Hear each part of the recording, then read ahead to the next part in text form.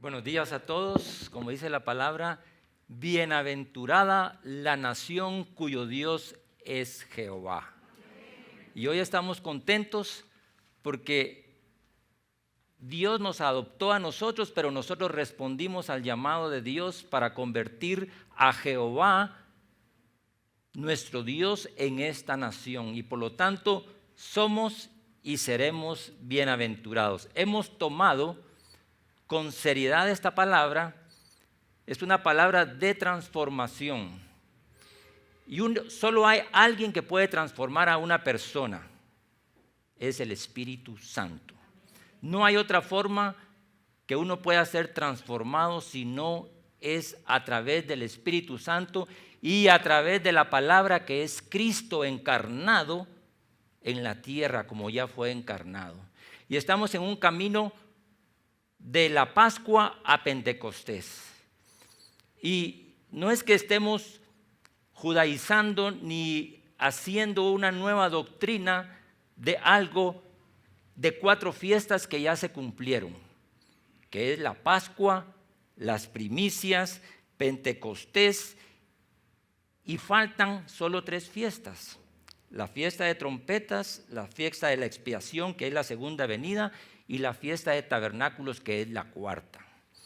Y entonces, como ese periodo, pente quiere decir 50 días, son 49 más 1 desde la muerte y resurrección de Jesucristo. Ya, como vimos en las alabanzas, ya la sangre fue derramada una vez por todas. Y nuestro Pentecostés es llegar desde esa resurrección en el cual fue derramada esa sangre hasta el día que la iglesia nace con el derramamiento del Espíritu Santo. Y aunque eso ya fue, ya lo vimos, ya hemos sido testigos nosotros que eso ya pasó. Y nosotros estamos aquí esta mañana porque el Espíritu Santo se derramó en Hechos 2:42, Hechos del 2 en adelante. Y a través de todos los apóstoles que en ese momento fueron empoderados por el Espíritu Santo es que nosotros estamos aquí. Y luego en el libro de Hechos 9, cuando Dios tomó la decisión de tocar a Pablo a través de Ananías, que él con todo temor se fue a quitarles las escamas de los ojos a Pablo, que estaba orando y sin comer 3 días. Y si no hubiera sido por Pablo, nosotros no estaríamos aquí hoy. Obviamente el Espíritu Santo que transformó a Pablo como esa oruga. Lo transformó de un fariseo perseguidor de la iglesia a un siervo amante que murió. Estamos hablando de muerte. Murió por la iglesia. Hoy voy a tocar varios puntos específicos que nos van a ayudar a que entendamos cómo el Espíritu Santo en nosotros y sobre nosotros nos va a ayudar a poder ser transformados. Entonces, hoy quiero hablarles que en el principio, en Génesis 1:26, en plural dice: hagamos al hombre conforme a nuestra imagen y conforme a nuestra semejanza. ¿Quiénes estaban ahí? Estaba el Padre, el Hijo y el Espíritu Santo.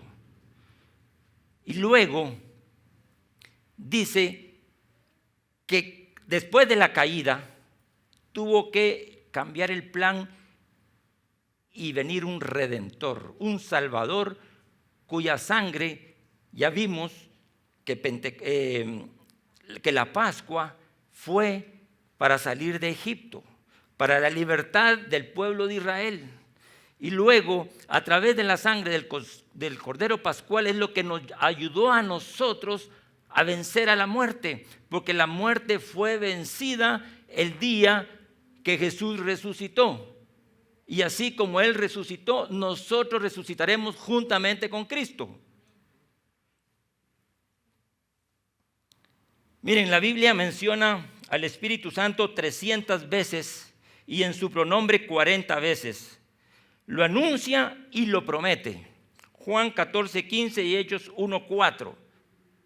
Es necesario, dice Jesucristo antes de irse, que yo me vaya, porque cuando yo me vaya vendrá el Espíritu Santo y morará en ustedes y los llevará a toda verdad. Sin ese Espíritu es imposible que nosotros podamos tener ni una gota de transformación. Y en Hechos 1:4 les dice a sus discípulos después, se recuerdan que esta parte también nos está sirviendo para tratar de averiguar y saber qué hicieron los apóstoles desde que Jesús resucitó hasta el día de Pentecostés. Les dijo, no se vayan, porque vendrá el Espíritu Santo sobre ustedes y me serán testigos en Jerusalén, en Samaria y hasta los confines de la tierra. Y saben que testigo quiere decir mártir, yo se los digo, se los he dicho, se los he repetido. Testigo quiere decir mártir. Y un mártir a veces es necesario morir. Juan el Bautista tuvo que morir. Esteban murió. Los apóstoles todos murieron. Como cuando pasaron aquí ahorita a decir, para que la semilla de fruto tiene que morir.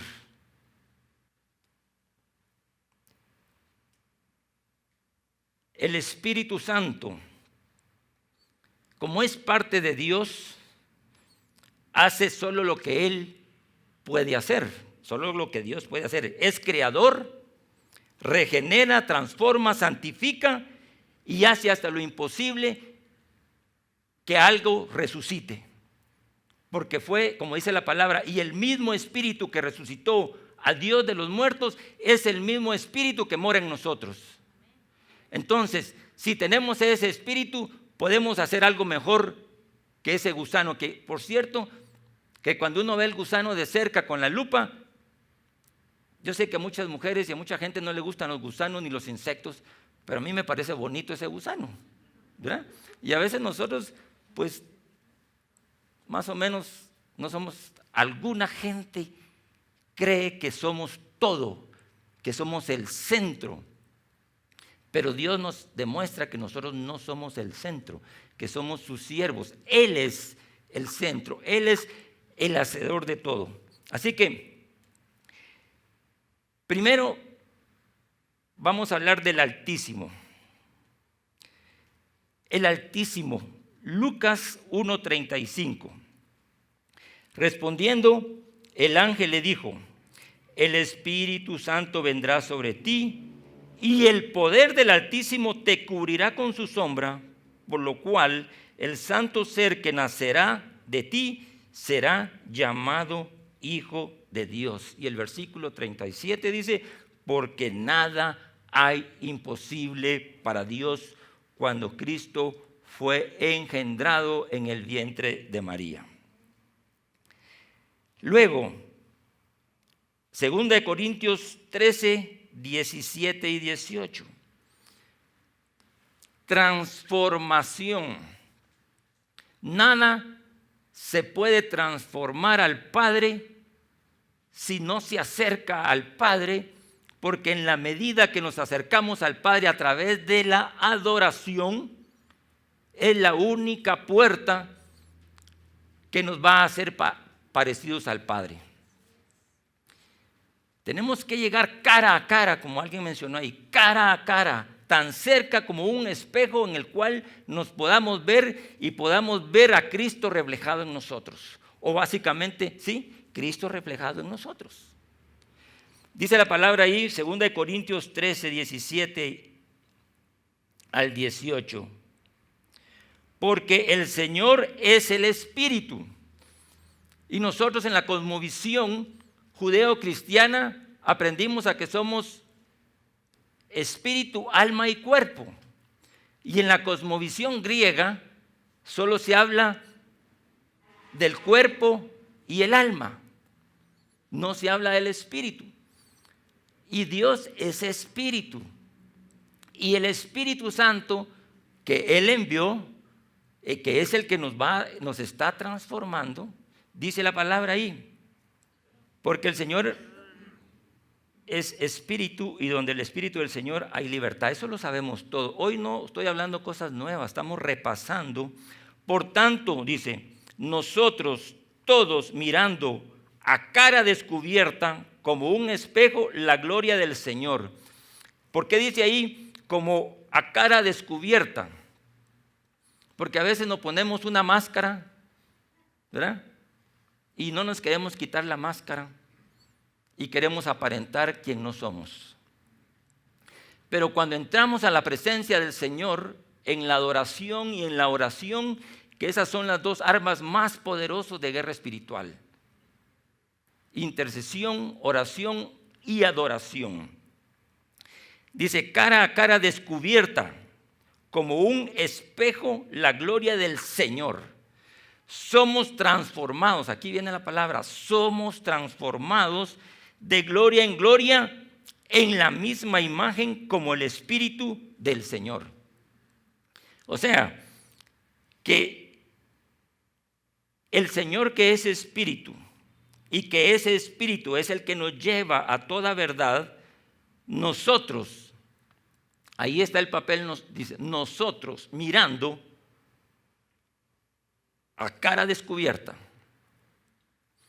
Entonces, a cara descubierta quiere decir sincera. O sea, tenemos que quitar la cera de la cara, en forma sincero o sincera, para podernos ver cara a cara. Y cuando uno se ve al espejo, uno no se ve a 10 metros, a 100 metros. No nos veríamos. Para vernos y para que la gloria de Dios se refleje en nosotros, tenemos que estar cara a cara. Luego, Romanos 12:2. Esto lo sabemos todos, solo lo vamos a repasar. No os conforméis a este siglo. Quiere decir que no nos conformemos a este tiempo de lo que está pasando. Ya sabemos lo que está pasando. Ya sabemos de la agenda globalista. Ya sabemos de todo lo que está pasando y no nos tenemos que conformar a lo que está pasando, porque nosotros tenemos un destino diferente que lo que está pasando. Y por eso estábamos hablando del temor. El temor paraliza y ese temor lo puede quitar solo el Espíritu. Entonces, no os conforméis a este siglo, sino transformaos por medio de, ¿qué dicen? De la renovación, del entendimiento. Otra versión dice, o de la mente.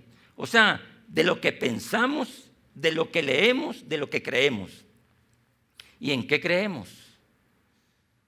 Bienaventurada la nación cuyo Jehová es su Dios. Y creemos que Jehová es nuestro Dios. ¿Y para qué sirve esto? ¿Para qué tenemos que renovar nuestro entendimiento? Es para que comprobemos cuál sea la voluntad de Dios, que sabemos que es agradable y perfecta. Y si ya sabemos eso, si ya hemos sido renovados, tenemos que pasar este proceso de transformación. Tenemos que cambiar de la palabra que dieron también, me recordó otra, que es que somos piedras vivas, pero somos piedras vivas que íbamos a pasar a través de un cincel que nos iba a dar forma para que cupiéramos los unos a los otros y que así construyéramos el reino, porque estamos aquí para construir el reino. Así que es importante que nos pasen la lija, el cincel y la escofina de todo calibre, para que quepamos y no rocemos, sino que entremos como esas piedras que vamos a construir eso. Así que Dios en su infinita paciencia, en su infinito amor y en su infinita misericordia, a pesar de que su trono está basado en juicio y justicia, por delante mandó a Jesucristo porque Él es la misericordia andando. Y Él dijo, bueno, voy a enviarles al Espíritu Santo para que los liberte, para que les dé ideas, para que les dé ideas creativas, para que los consuele, para que les dé poder y autoridad. Y en Juan 16 del 7 al 11, ya se los había explicado antes, dice, os conviene que yo me vaya, porque si no me fuere, el Consolador no vendría a vosotros, mas si me fuere, lo enviaré. Y cuando Él venga, convencerá al mundo de pecado, justicia y juicio. De pecado por cuanto no creen en mí, y de justicia por cuanto voy al Padre y no me veréis más. Y el juicio por cuanto el príncipe de este siglo ya ha sido juzgado. Y eso era lo que les hablaba anteriormente. La muerte y la resurrección de Jesús da por resultado la condena de Satanás, ya que ha vencido a la muerte, e igual nosotros los que nos adelantemos o los que estemos en este tiempo cuando el Señor venga, los que están durmiendo van a despertar. Así que Jesús nos dijo lo que iba a pasar. Dios sabe el final, dice Isaías que Él sabe el final desde el principio. Y Él envió a todos sus profetas para dejar marcado con tiempos precisos de cuándo iban a pasar todo lo que ya hemos visto. Miren, ahora ser creyente en este tiempo ya no es como antes, como la iglesia primitiva, porque ellos no habían visto todo lo que nosotros ya hemos visto. Nosotros ya hemos visto todos los cumplimientos proféticos habidos y por haber. Y en este tiempo el que no cree es porque ya es un incrédulo, a la máxima potencia de expresión. Y nosotros somos los que sin ver creímos. Por eso es que en este tiempo que estamos viviendo, somos privilegiados de estar viendo lo que está pasando. Aunque no es bueno, pero es un privilegio saber el cumplimiento de la palabra, ¿sí o no? No es lo mismo que le cuenten a uno, que uno lo pueda ver. Así que, miren, pues, Dios da el espíritu de vida para nosotros. Romanos 8:12. Espíritu de vida. Romanos 8 del 1 al 2, perdón.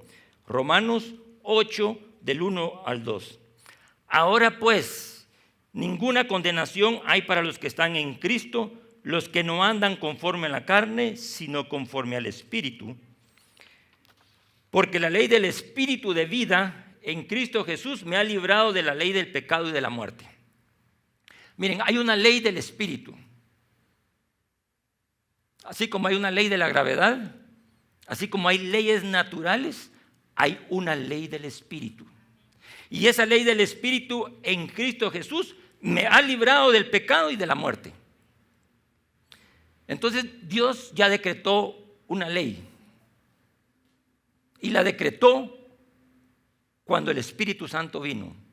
Bueno, pues para la iglesia actualmente, porque nosotros somos la iglesia. Pero eso estaba decretado obviamente desde el principio. Pero esa ley textualmente dice, porque la ley del Espíritu de vida. O sea que nosotros ya no tenemos que hacer nada porque ha sido una ley ya decretada. Y ese Espíritu que ahora mora en nosotros es el que nos va a dar la transformación. Dice, porque la ley del Espíritu de vida en Cristo Jesús me ha librado de la ley y del pecado y de la muerte.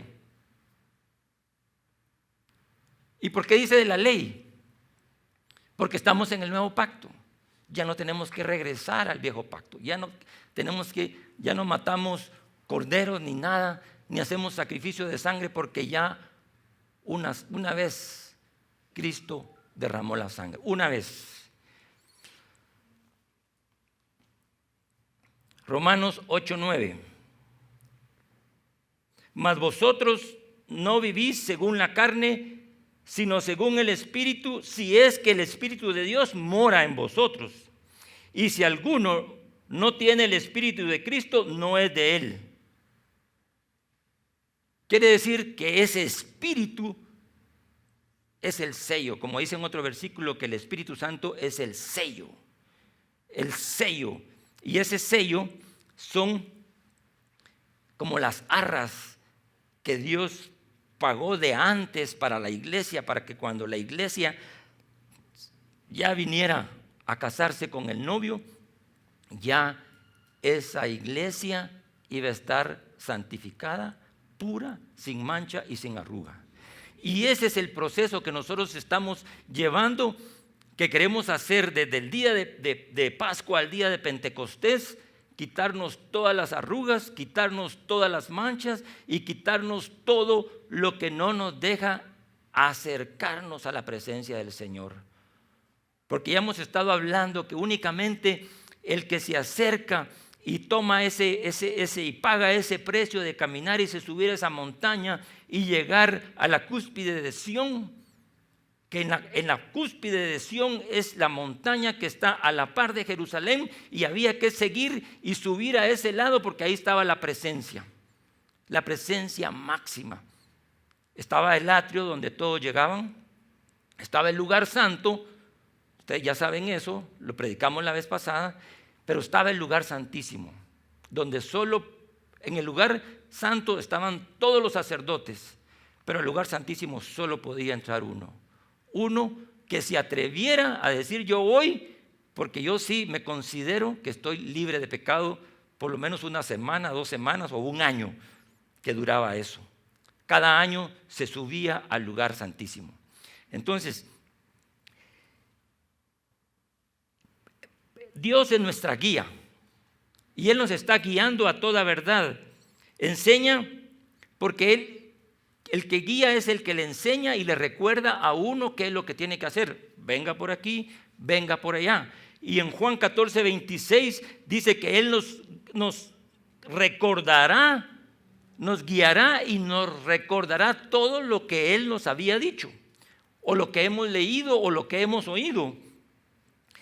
Y ese Espíritu de verdad que procede del Padre, en Juan 14:17, voy a leer ahora Juan 14:17 y del 15 al 26, dice: cuando venga el Consolador, que yo os enviaré de parte del Padre, el Espíritu de verdad que procede del Padre, Él testificará acerca de mí, y también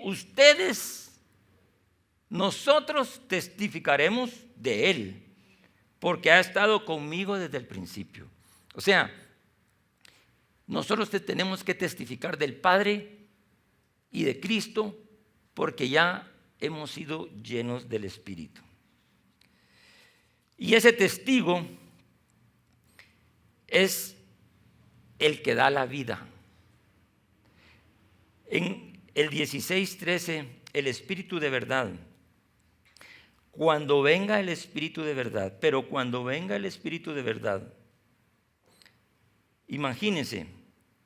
imaginémonos nosotros lo que podemos hacer o lo que nos podemos perder si no tenemos o no sabemos lo que el Espíritu Santo puede hacer en nosotros. Por eso estamos repasando todo esto, porque cuando andamos en la verdad no vamos a andar en tinieblas. Y en Isaías 11:2 se dijo o se profetizó lo que Dios iba a hacer con su Hijo, que lo iba a llenar. En Isaías 11:2, el Espíritu del Señor reposará sobre él. Ese Él es Cristo Jesús. Espíritu de sabiduría y de entendimiento, inteligencia, de consejo, de poder, conocimiento y de temor de Jehová. Y ese mismo Espíritu es el que nos va a transformar a nosotros, dándonos la mente de Cristo, la inteligencia de Cristo, todos lo que tienen los 7 espíritus de Jehová en nosotros. Entonces ya no tenemos pretexto de decir no sabía, no entiendo, porque con el espíritu que nos redarguye, nos transforma a través de esa sabiduría y entendimiento y del consejo, porque Él es el consejero, y poder de conocimiento y del temor de Jehová.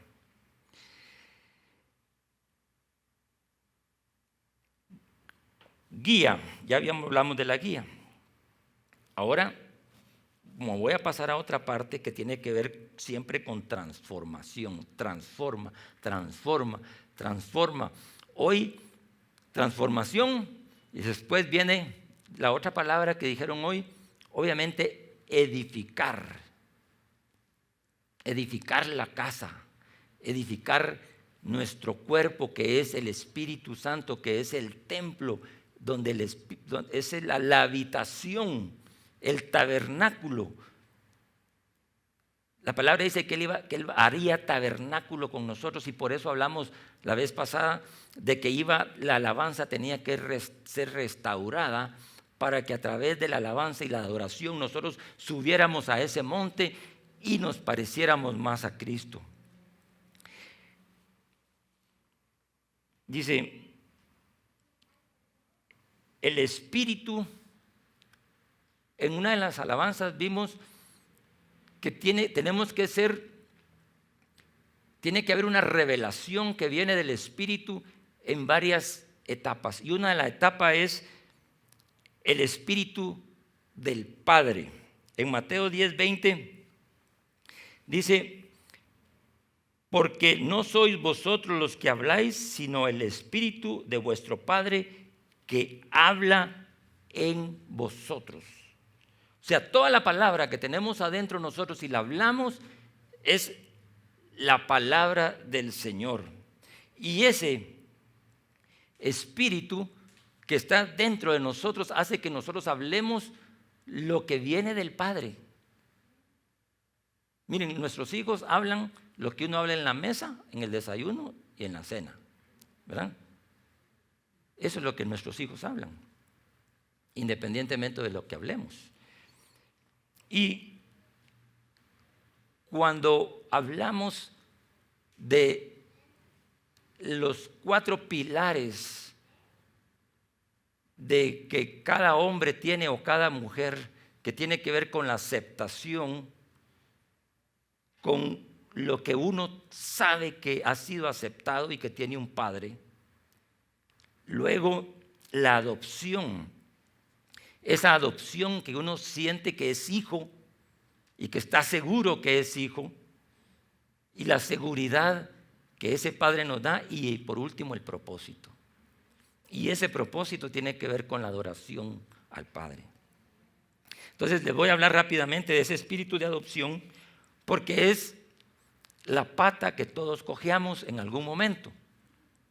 El mundo es un mundo sin paternidad. Aunque hay papás, es un mundo sin paternidad. Y todo lo que pasa en las naciones, hasta en las naciones más desarrolladas, pueden tener todo lo material, pero el índice de suicidio ha ido más alto en países desarrollados, en Japón, en Suecia, en todos esos países. ¿Por qué? Porque lo material no es lo esencial. Ciertamente suena contradictorio, pero es más lo espiritual. Porque lo espiritual, como hablamos, lo espiritual va primero. Y en Gálatas dice,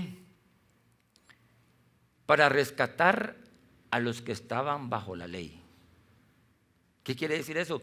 Que para rescatar, imagínense, que al pueblo judío le habían dicho, bueno, para rescatar a los que estaban bajo la ley, tratando de cumplir la ley, tratando de ser buenos, Gálatas 4:5, para rescatar a los que estaban bajo la ley, a fin de que fuéramos adoptados como hijos, ustedes ya son hijos, Dios ha enviado a nuestros corazones el espíritu de su Hijo.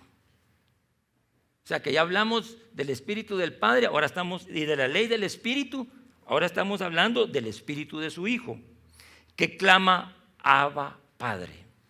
Así como Cristo clamó en la cruz, Abba, Padre. Y en Getsemaní también clamó lo mismo, a pesar de que sabía que iba a morir. Dijo, ustedes ya son hijos, Dios ha enviado a nuestros corazones el Espíritu de su Hijo que clama, Abba, Padre. Así que ya no eres esclavo, sino hijo. Y por eso en esa adoración dice que ya no somos más esclavos del temor. Tenemos que lidiar con ese temor que trae oír lo que está pasando en el mundo. Y la otra pregunta que nos vamos a hacer esta mañana, ¿a quién oigo yo?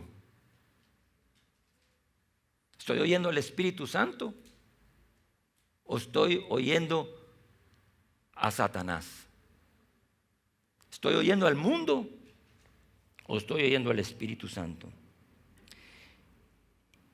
Y como si eso fuera poco, y como eres hijo de Dios, te ha hecho también heredero. O sea, tenemos una herencia ganada, una herencia, y Dios no miente. Tenemos una herencia con los santos, tenemos una herencia. Y ahora vamos a donde queremos ir, este proceso que vamos a llevar hasta el día de Pentecostés, que está en Gálatas 5:6. Estamos tratando este tiempo de no satisfacer los deseos de la carne. Gálatas 5:6, andad en el Espíritu y no satisfagáis los deseos de la carne. ¿Y qué es la carne? La carne, según la Biblia, es el lugar de residencia de todo aquello que vive en una persona y que está en oposición a la voluntad de Dios. Todo pensamiento o toda altivez que yo tenga en contra de Dios es obrar en la carne. Y por eso el Señor nos dice en Gálatas también que nos pongamos la armadura de Cristo. Y todos ya conocen Gálatas 6, no voy a hablar de eso, pero parte de caminar en el Espíritu es andar con la armadura puesta todo el tiempo. En 2 Corintios 10:3 al 5 dice, pues aunque andamos en la carne, en un cuerpo, no militamos según la carne, porque las armas de nuestra milicia no son carnales, sino poderosas en Dios para destrucción de fortalezas, derribando todo argumento y toda altivez que se levante en contra del conocimiento de Dios. Entonces nosotros no solo tenemos que saber cuáles son nuestras altiveces, nuestros argumentos que tenemos muchos argumentos, muchas dudas, muchas incredulidades.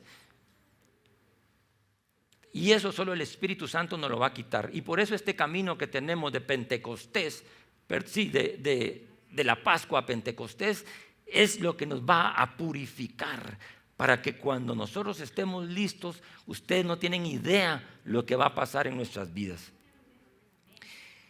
Transformación es lo que va a pasar. Porque el único que transforma, miren, a veces uno quiere transformar a la esposa o la esposa lo quiere transformar a uno, ¿verdad? Y le llegan a decir a uno, mire, hable con mi esposo para que se componga, o viceversa. Y ya vimos que no, que el único que da convicción de pecado es el Espíritu Santo, ¿verdad?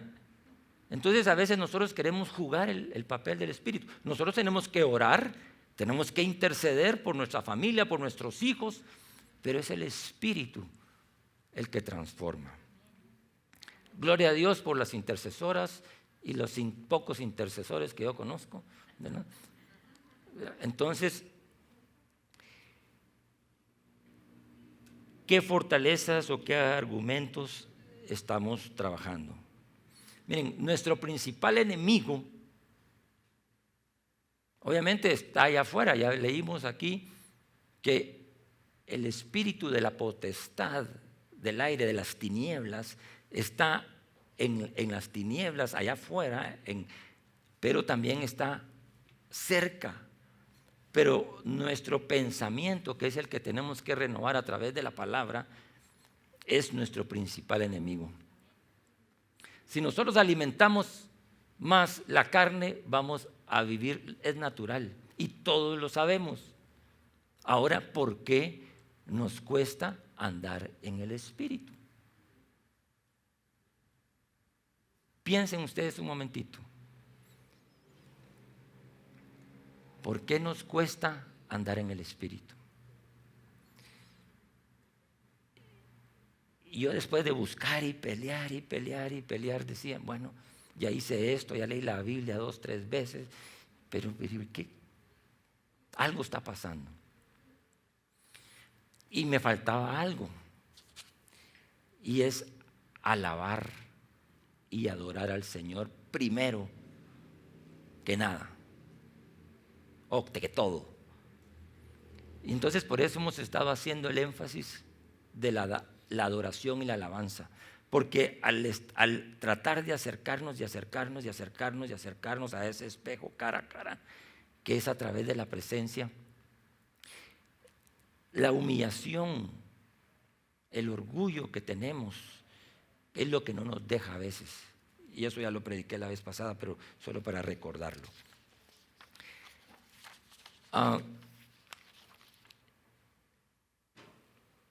Miren, pues, cuando Cristo luchó contra Satanás y lo venció, lo hizo por medio del arma de la palabra que está escrita. Mateo 4:4. Ustedes se recuerdan que en Mateo 4:4, cuando Cristo se va al desierto, es tentado en todas las áreas que puede ser tentado cualquier persona. Lo tentó con los ojos, con la vanagloria de la vida, lo tocó con todo eso, lo tentó. Pero como él sabía, le dijo, escrito está. Así le tenemos que decir al diablo cuando nos venga a meter ideas. No, tranquilo, escrito está. No solo de pan vivirá el hombre, sino de toda palabra que sale de la boca de Dios. ¿Y qué le dijo Mateo ahí en 4:10? Vete, Satanás, le dijo, porque escrito está, adora al Señor tu Dios y sírvele solo a Él. En la medida que uno empieza a adorar a Dios y a reconocer principalmente quién es Él, que es el Rey, que es el Señor de señores, y uno empieza a ver el amor derramado en Cristo en la cruz y puede entender el sacrificio que Cristo hizo por nosotros, en esa medida nosotros empezamos a alabar y adorar principalmente y a servir. Miren, si el mismo Nabucodonosor, cuando vio el Dios que estaba en Daniel, él no fue tonto y dijo, no, si Dios, ese Dios de Daniel, hace todo lo que Daniel hizo, yo voy a alabar y adorar y a reconocer a ese Dios. Y ustedes ya saben el fin de la historia, que le perdonó lo que tenía que pasar. Entonces tenemos dos armas o varias armas, pero las principales son la adoración y la oración, que a mi manera de ver y entender son las dos cosas que más le cuesta a uno. Usted invita a cualquier cosa y se llena. Invite usted a adorar y a alabar. Poquitos. Miren, las santas convocatorias tienen especial fuerza. ¿Por qué? La Pascua es para la libertad. Y nosotros celebramos el 15 de septiembre, hasta una semana, porque fuimos libres de España nada más, pues no fuimos libres de otra cosa, sino que nos quedamos igual o peor,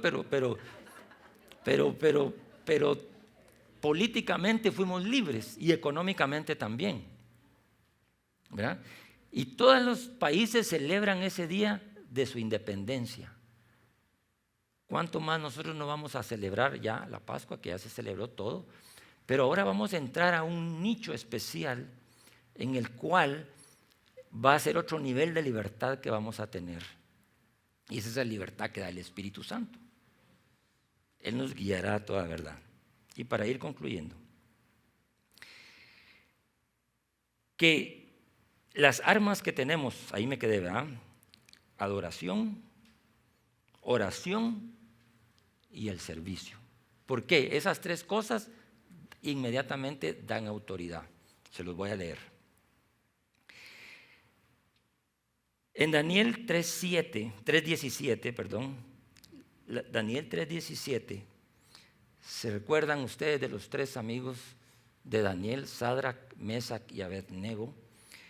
Le respondieron a Nabucodonosor: si nos arrojas al horno en llamas, el Dios al que creemos, dice, al Dios al que servimos, puede librarnos del horno y de las manos de su majestad. Pero aún si Dios no lo hace, así sepa usted mismo que no honraremos a sus dioses ni adoraremos su estatua. Entonces, noten que es una secuencia, ¿verdad? Adoración, oración y servicio. Y eso da autoridad. Eso a Daniel le dio una autoridad como muy pocos en la Biblia la han tenido. ¿Por qué? Porque estos estaban llenos del Espíritu y no tuvieron temor a morir. ¿Cuántas veces Pedro negó a Jesús? Es una pregunta de examen. ¿Cuántas veces Pedro negó a Jesús? ¿Cuál es la respuesta? Ok, ¿y por qué fue? Porque no estaba lleno del Espíritu todavía, porque no había venido Pentecostés. Tenía temor de ver lo que le estaba pasando a Jesús. Dijo, y si a este lo van a matar, a mí me van a matar. Entonces, ¿qué quiere decir? Que el Espíritu Santo nos quita el temor a la muerte. Porque después, en Pentecostés, la primera prédica de Pedro, cuando él le empezó a hablar a toda la iglesia cristiana de judíos, y les empezó a hablar de Esteban, les empezó a hablar de Juan el Bautista, todo lo que iba a pasar era de muerte. ¿Pero qué? Ese mismo día se convirtieron 3,000. Porque no era lo mismo Pedro temeroso sin el Espíritu que Pedro con el denuedo del Espíritu Santo. Así que, y ahí dice, Pedro y todos los, miren, Pedro y todos los que seguían a Cristo, después de que fueron llenos del Espíritu Santo, entendieron que iban a morir por Cristo. Ellos lo entendieron y nosotros tenemos que entenderlo también, porque si somos sus testigos, somos sus mártires. Amén. Eso le cambia a uno la perspectiva del evangelio, de la teología de la prosperidad. El evangelio puro es este. Claro, en el ínterin Dios nos puede dar lo que le pidamos y un montón de cosas, pero esas son añadiduras. En la palabra que nos dieron decía, buscad primeramente el reino de Dios y su justicia, y todas las cosas, las otras cosas, os serán añadidas. Pero lo primero es lo primero, el reino de Dios y su justicia. Entonces vamos a concluir. Número 1, el Espíritu nos transforma porque nos llena de su Espíritu, de sabiduría, de inteligencia, de consejo, de conocimiento, de poder y de temor de Jehová. Por eso nos transforma. Nos transforma también porque aprendemos a adorar y a servir al Señor. Mire, yo lo hacía al revés. Por muchos años yo anduve haciendo, sirviendo. Y sí me salían una que otra. Pero no estaba en el orden correcto. Jesucristo le dijo a Satanás: escrito está, adora y sirve solo a Dios. Los romanos se asustaron cuando llegaron y vieron el templo de Salomón sin ninguna estatua. ¿Para qué hicieron este gran templo sin ninguna estatua? ¿A quién adorarán estos? Adoran a un espíritu. O sea que vamos a cambiar el orden de las prioridades: adorar y servir. Al adorar nos acercamos a Él y nos purifica, nos santifica y nos llena de su presencia, y entonces servimos sin carga, con gozo. Vamos hasta el sacrificio, y eso nos da autoridad y poder. Y además Jesús nunca les pidió a sus discípulos algo que Él no hubiera hecho antes.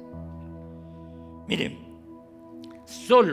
oigan esto, solo hasta que reflejemos en un espejo la gloria del Dios, somos transformados a su semejanza con más gloria por la acción del Señor, que es el Espíritu Santo. Entonces, ¿qué nos queda? Nos queda acercarnos hasta tenerlo cara a cara. Transformados mediante la renovación de la mente, el entendimiento, adorando y meditando en la palabra de verdad. Y por último, Tito 3:5 dice: y sin que nosotros hubiéramos hecho nada bueno,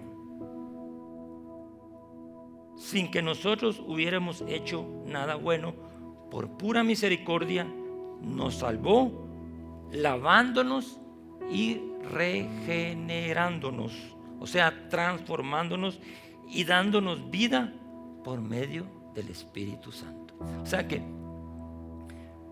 podemos ser los eruditos más grandes que hay, podemos sabernos la Biblia de pasta a pasta, en inglés, en español, podemos tener todo el conocimiento que querramos, pero si no tenemos al Espíritu Santo,